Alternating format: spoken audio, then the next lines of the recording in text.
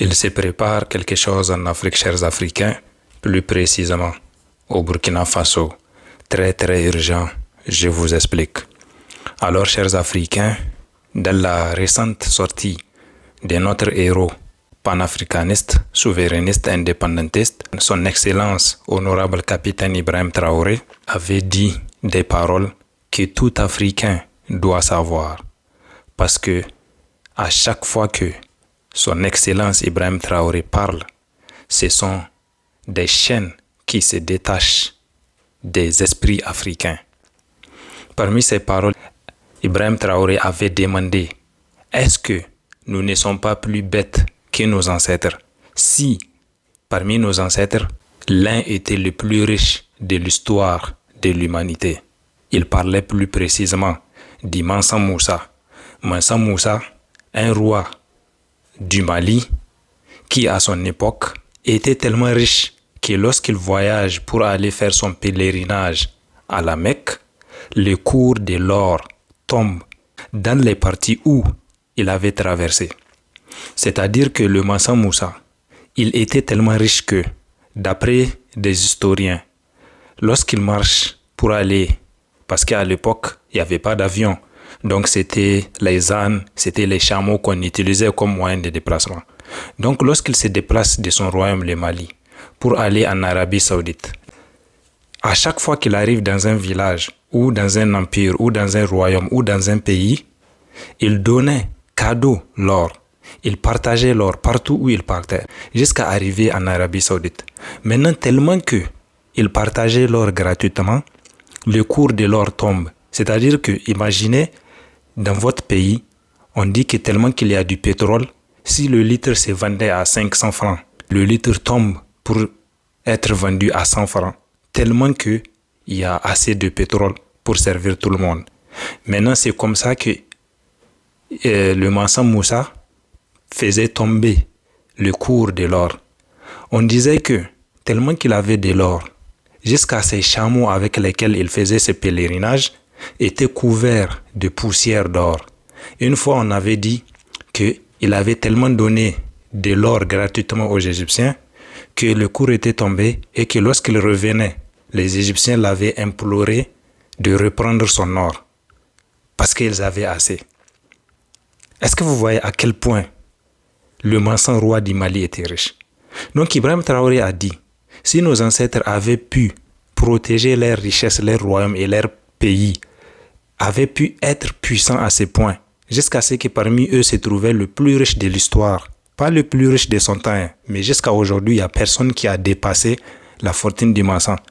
Il a dit, si nos ancêtres étaient comme ça, cela veut dire que nous sommes bêtes, cela veut dire que nos ancêtres étaient forts et intelligents, mais c'est nous, notre génération, qui est bête. Donc c'est de notre faute, les souffrances que nous sommes en train d'endurer. Donc il a dit, il faut que nous nous réveillons. Il a donné un exemple. Il a dit, imaginez, même tapis roulant qu'on fait juste avec un moteur, nous n'arrivons pas à créer. Il a dit, mais c'est quoi ça? Il a dit, quand même, on doit demander pardon à Dieu et se mettre au travail. Il a dit, on ne va pas passer notre temps à chanter et à danser. On ne va pas passer notre temps à la distraction.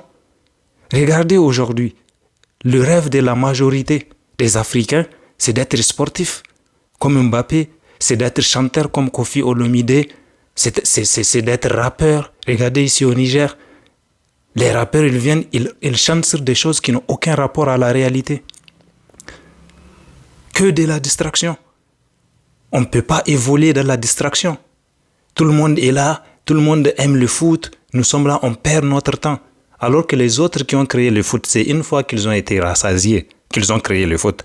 Pendant leur période difficile de leur histoire, ils ne jouaient pas au foot, ils ne dansaient pas. Ils se sont mis au travail comme en Chine. Combien de stars chinois chanteurs connaissez-vous? Combien de stars chinois footballeurs connaissez-vous? Combien de stars chinois comédiens connaissez-vous? Il n'y en a pas. Parce qu'ils se sont mis au boulot. Parce qu'ils savent qu'il y a un moment pour ça.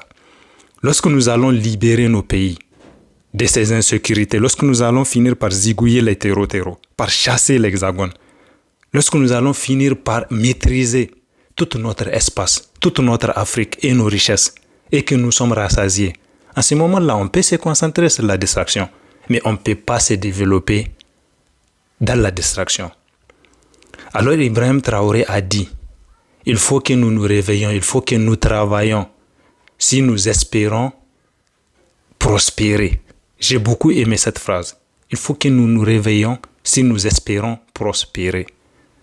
Il n'y a pas un autre chemin. Il n'y a pas un autre chemin. Il faut que nous mettons les distractions de côté. Nous n'allons pas passer toute notre vie à être tous des comédiens. Regardez les choses ridicules qu'aujourd'hui les comédiens de nos pays proposent. Alors que dans ces mêmes pays, il y a des gens qui ont faim. Il y a des gens qui sont en insécurité. Il y a des gens qui se font zigouiller par des terreaux. Il y a des gens qui sont malades et qui n'arrivent pas à se soigner, pas parce que leur maladie ne peut pas se soigner, mais parce qu'ils n'ont pas les moyens. Nous ne sommes pas concentrés, chers Africains. Donc nous disons merci beaucoup pour notre capitaine Ibrahim Traoré de nous avoir donné ces conseils. Nous disons merci beaucoup pour notre capitaine Ibrahim Traoré de nous avoir montré la voie, c'est-à-dire celle de nos ancêtres. De nous avoir montré que nos ancêtres étaient puissants et que le problème, ce n'était pas nos ancêtres, mais ce sont nous. Réveillons-nous, chers Africains. Mettons-nous au travail. Parce que seul le travail paye. Et le travail peut faire d'un clave S un roi. Vive les Africains intelligents. Vive l'Afrique des fiers guerriers.